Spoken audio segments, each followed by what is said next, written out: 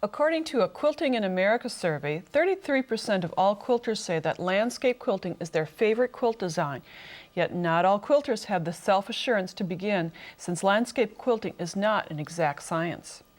Natalie Sewell, my quilting buddy, and I have presented several TV series on this topic, and we are enamored with this form of quilting. Natalie, it's our goal to give confidence to our viewers that they can do it too. Nancy, you're right. We've broken down this technique into several small how-to lessons to make the process less intimidating. In 2 previous shows, we've demonstrated how to shape and shade trees and flowers. Today, we're going to focus on ground cover, how to layer it, shape it, and shade it so that it works for our scene. In my quilt, The Red Canoe, the ground cover leads from the lake to the woods. But unlike lawns or formal gardens, wooded ground cover consists of dozens of grasses, bushes, and foliage growing wild. Cutting and layering many fabrics together in a random and unruly way is the secret to make it look natural. Landscape Quilting Workshop, that's what's coming up next on Sewing with Nancy.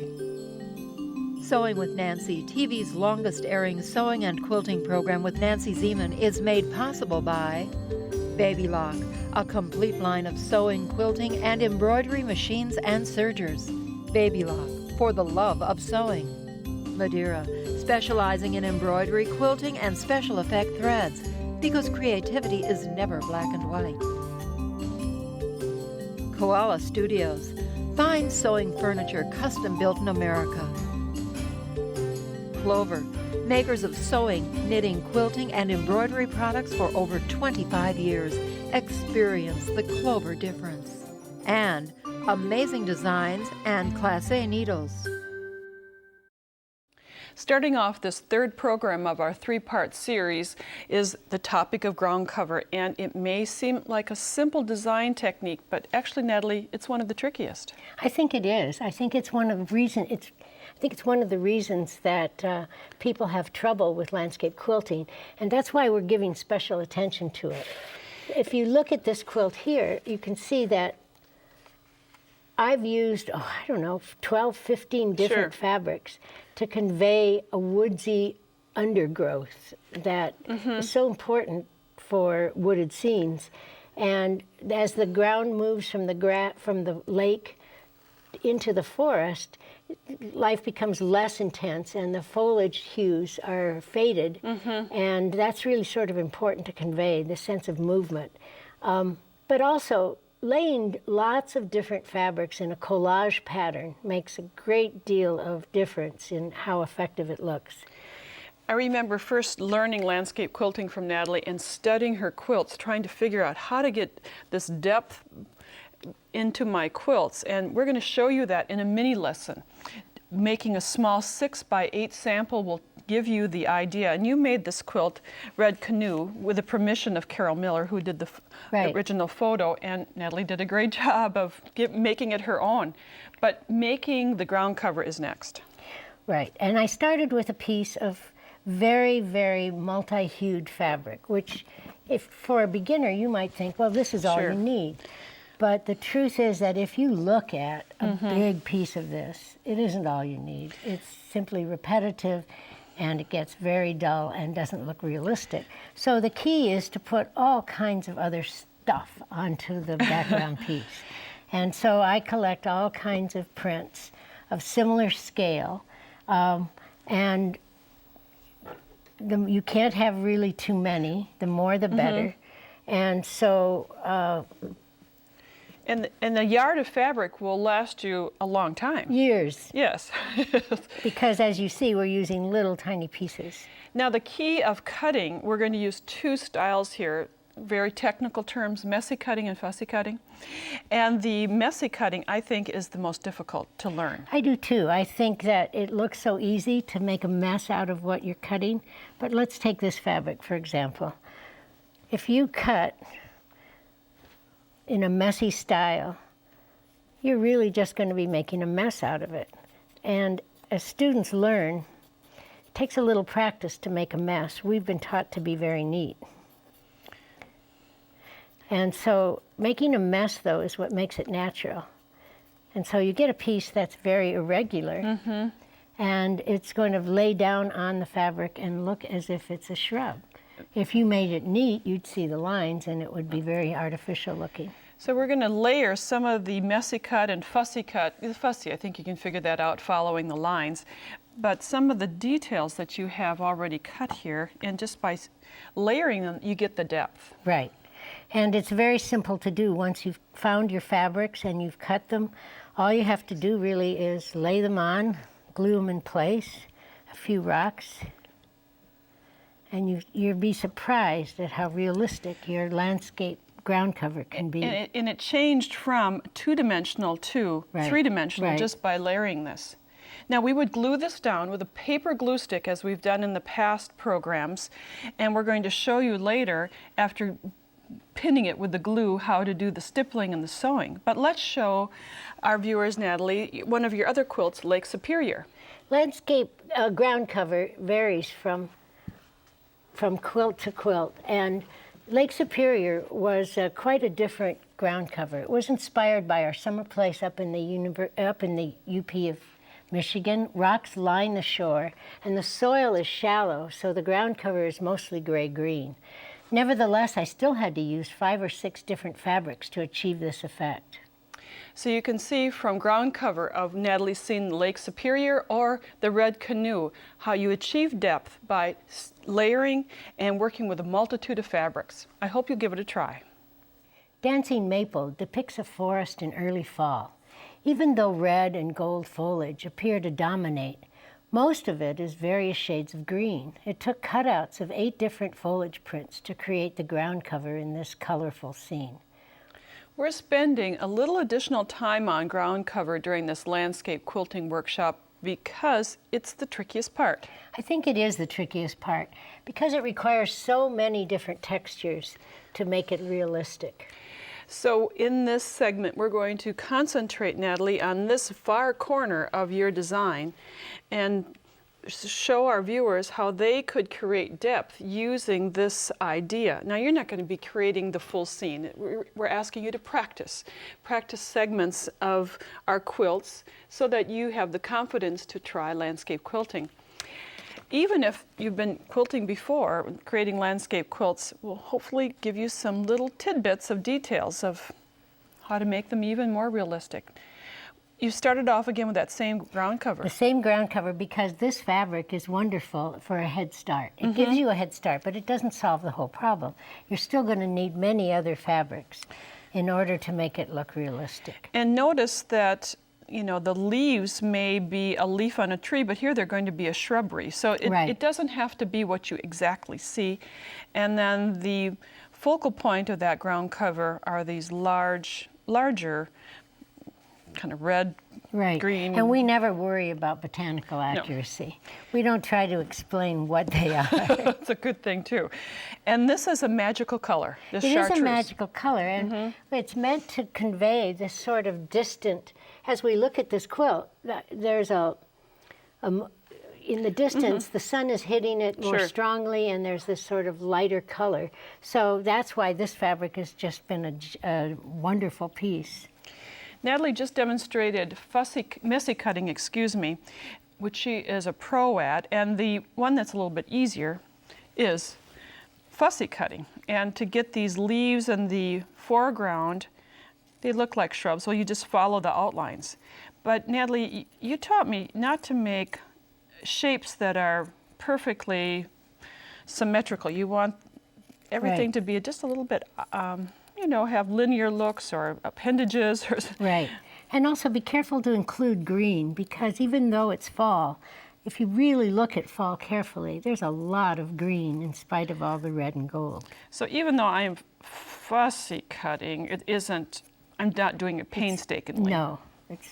So let's build this little scene, and this time I'll glue down, because we always use a paper glue stick. Temporarily holds it. You're not going to worry about it. It's going to work out fine. Let's put our background on there and then glue that first. So dry, and we need to reposition it. It's easy to reposition. And in our other landscape quilt books, we give really details on this, but this is just a great way to learn. Let's glue down our tree and shade it before we get the rest of it. And shading is very simple. process. It's really a piece of green, olive green, but by the time we're done with it, it will look more like a tree. Let's hope. And that's an oil. This is an oil pastel, and I'm pretending like the sun is coming in over on this side. And on this side, I'm going to use black laundry pen, my favorite tool, and have it be a little bit shady, the shadow, and then some little lines in here just to make it look more like a bark. And it certainly does. And then in the distant ground, we can have some of these fussy cut leaves, and I'll quickly dab this down. And even on these, I think we want a touch of yellow to make it blend with the scene. The fabric itself is just a little too drab. And you can use the other side. You don't have to, you could use the other right side. I'm just going to kind of poorly glue this.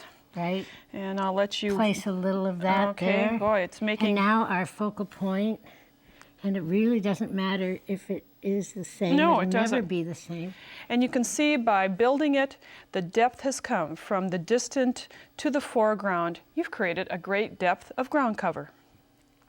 One of the first things I learned about creating snow in landscape quilts is to avoid white fabric.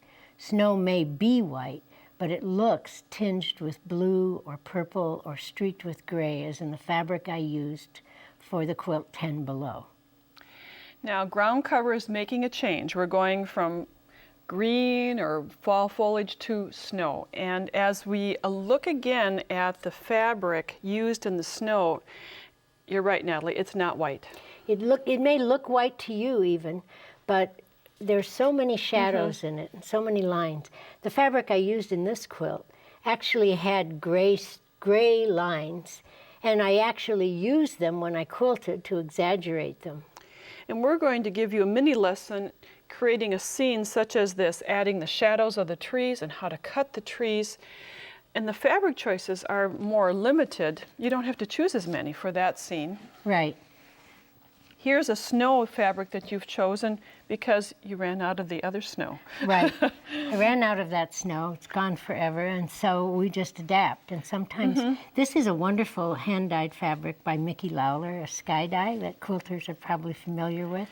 And you just found sections of it that are more snow-like Right. than sky-like. And so I found a section that I thought would work well for this demonstration, and it's just simply And as we add the trees, now trees, for those of you who have lived in snowy climates, you know that the snow drifts up on the trunk of the tree, and so we're going to give that tree a special cut. And Natalie's cutting very roughly this tree, but then at the bottom, I'm going to just give it jaggy edges the way snow drifts up along the roots of the tree.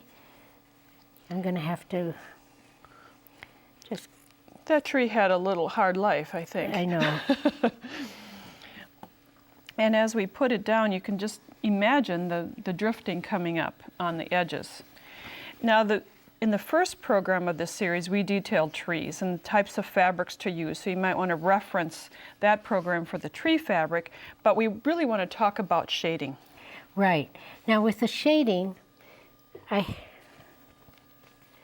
the shading is really an important part of it. And Nancy, there are lots of ways to shade. You can use a gray fabric. That would be fine. I prefer to use a dark gray pastel.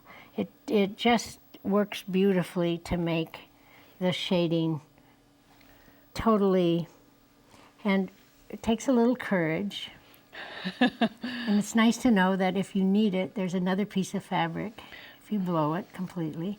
And it's just a matter of coloring in, trying to make it the same thickness as the tree, just coloring it in. It doesn't have to be completely opaque to look like shading. And you'll be following your picture, so you'll know how Right. to make the shading.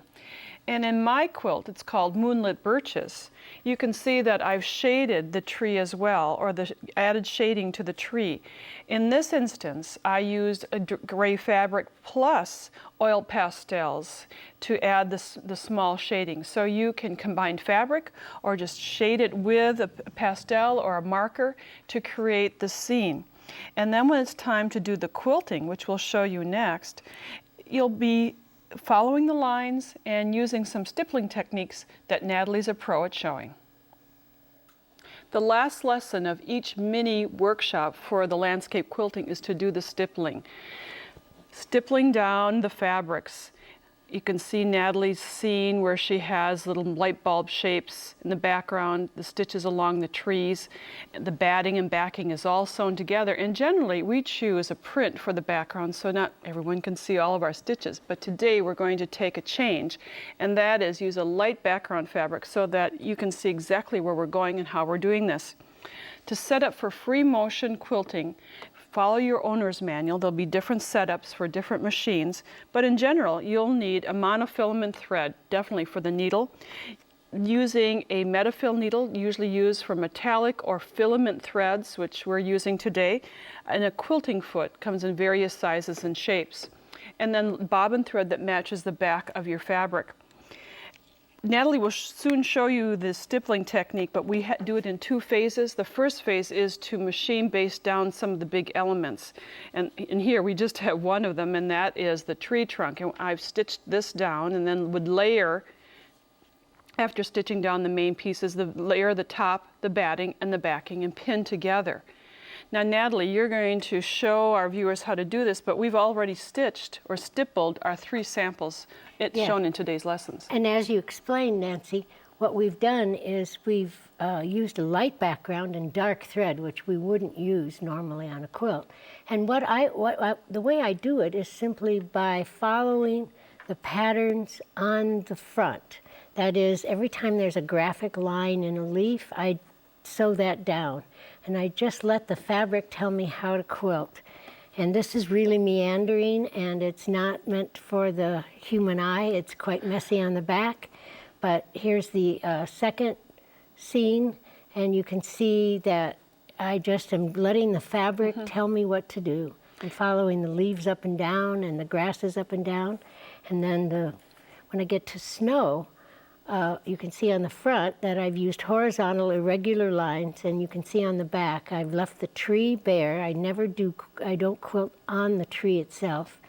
I just let the tree take care of itself, and it protrudes slightly because I've quilted so much else down.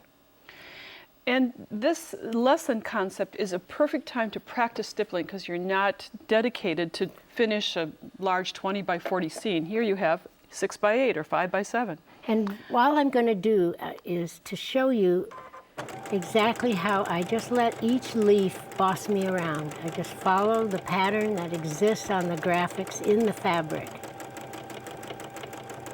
And because the feed dogs have been lowered, that's what you use for the free motion setting, you are controlling the fabric with your hands. You can see how Natalie is moving it back and forth. The stiletto nearby helps with little edges.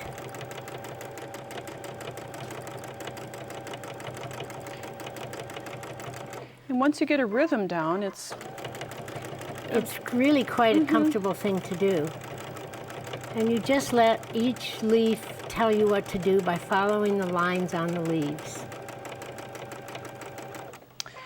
Great, and then the trees, you just followed the trunk. I just do the trunk.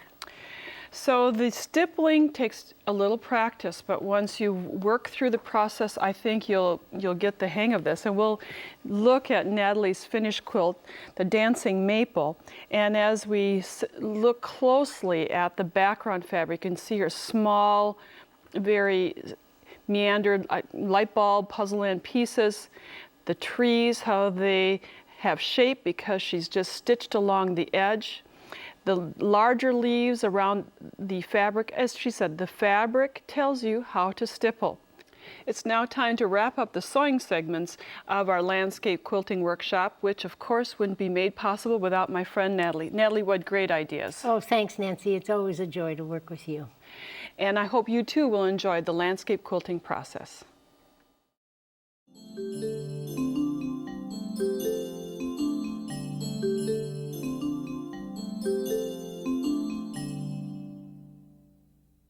Did you ever wonder what happens when an author finishes her 15th novel? Well, the answer, she begins her 16th. That's just what Jennifer Chiaverini did after appearing on a Nancy's Corner segment last season.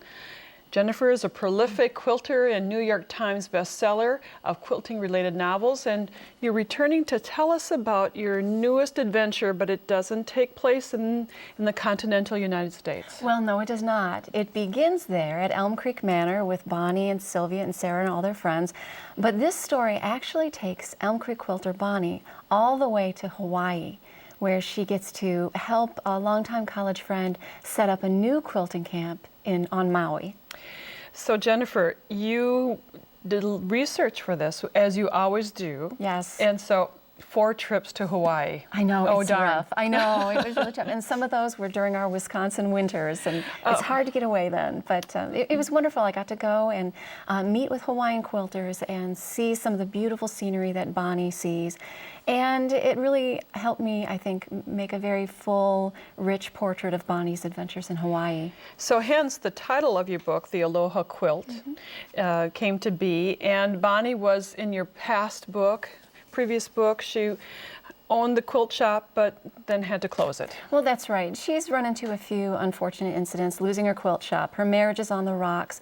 So when I was deciding to write this story, and I thought, which of my characters most deserves a trip to Hawaii? Of course, my first thought was Bonnie. So Bonnie goes out, and she has a lot of work to do, but she gets to have some time away to reflect upon what is she going to do next now that she's lost her shop and her marriage. What next step will she take? Well, one of the first steps she takes is to help set up this new quilting camp, and also to learn how to make some Hawaiian quilts of her own.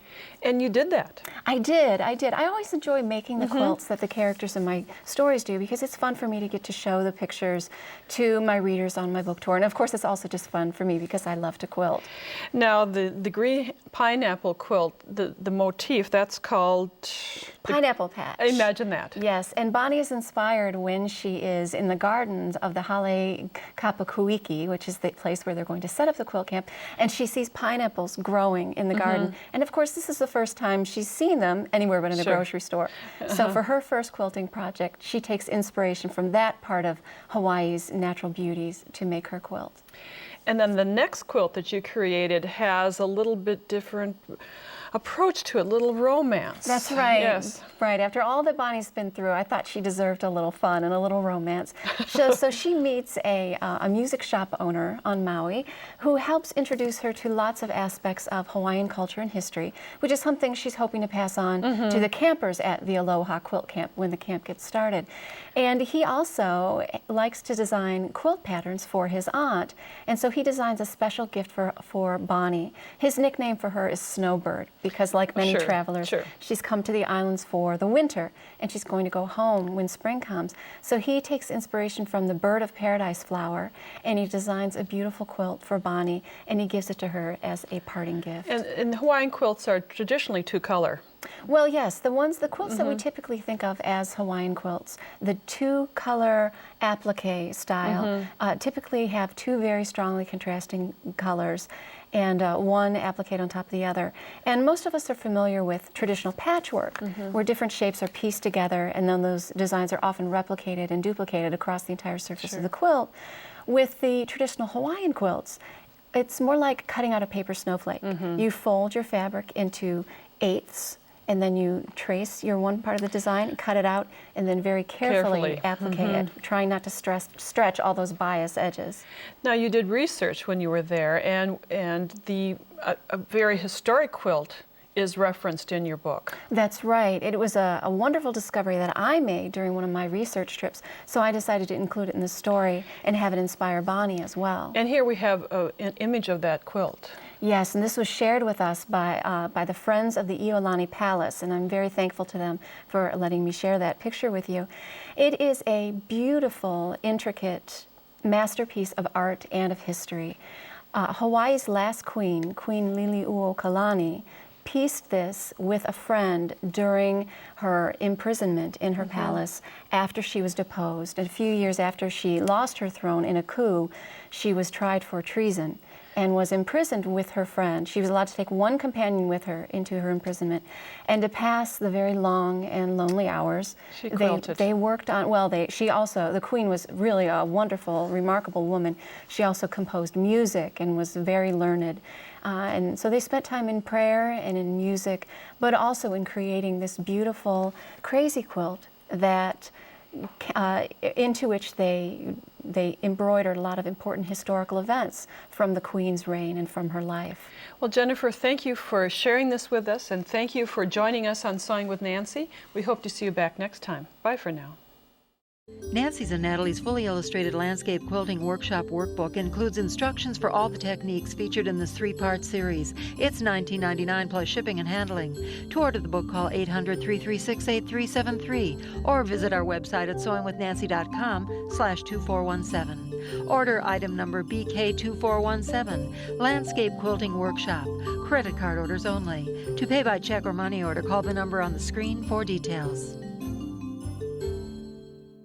Visit Nancy's website at sewingwithnancy.com for more information on this program.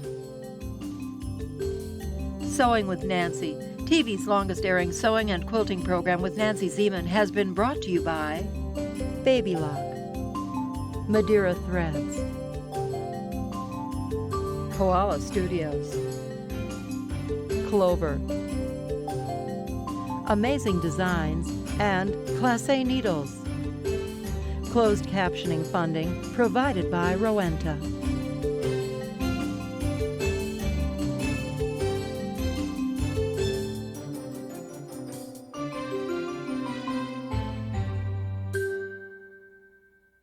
Sewing with Nancy is a co-production of Nancy Zieman Productions and Wisconsin Public Television.